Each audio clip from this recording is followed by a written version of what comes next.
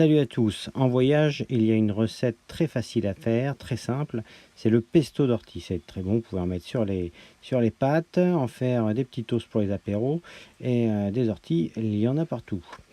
Alors, la première étape, bien sûr, c'est de couper les orties et ensuite de les émonder, c'est-à-dire d'enlever les petites bêtes, les poussières, les herbes qui ne sont pas des orties, ou alors si jamais il y a des feuilles trop abîmées. Je passe les têtes d'ortie que j'ai coupées une à une et j'enlève les petites bêtes et puis les plantes que j'aurais coupées en même temps. Donc je les trie. Voilà, maintenant on a des têtes d'ortie qui sont émondées et donc il ne nous reste plus qu'à les nettoyer maintenant. Pour les nettoyer, rien de plus simple, hein. Quand on est en voyage, on a souvent une essoreuse, donc on utilise une essoreuse à salade dans laquelle bien sûr on enlève le palmier et on va laver puis essorer nos têtes d'ortie. Voilà, donc je passe les têtes une à une dans l'eau.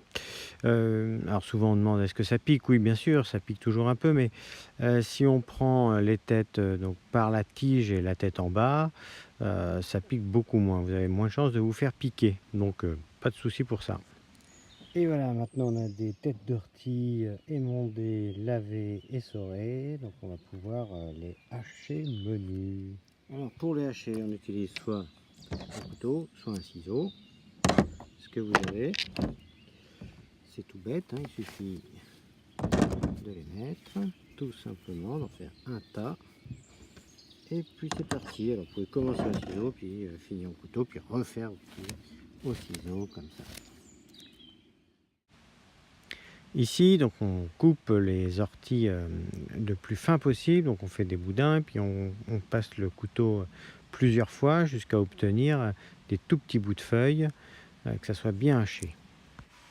Voilà, et là maintenant, notre ortie est hachée menu. On va pouvoir continuer la recette. Si c'est à votre goût, vous pouvez rajouter de l'ail en la coupant en tout petits morceaux et en la rajoutant aux orties.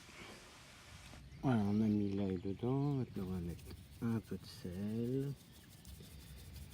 Et voilà.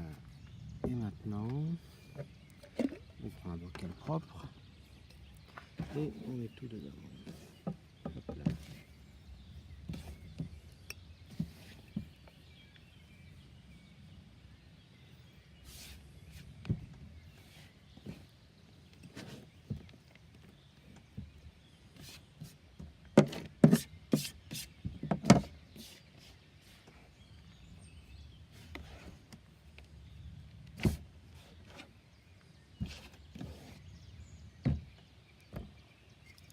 Hop, on met de l'huile d'olive.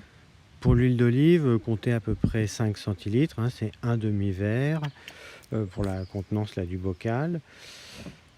Bien sûr, il ne faut pas en mettre de trop pour que ça soit pas trop huileux et graisseux comme pesto, mais il en faut quand même suffisamment pour assurer une certaine cohésion là, du pesto. Avec les ciseaux. Voilà, une fois qu'on a mis l'huile, on reprend les ciseaux et on coupe encore le pesto pour avoir des feuilles encore plus fines. Et voilà, le pesto est prêt. Voilà, il n'y a plus qu'à le servir dans des pâtes sur des tartines. Ou comme vous voulez.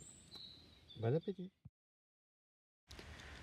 Pour suivre nos aventures, vous pouvez nous rejoindre sur notre blog www.slowandcurious.eu.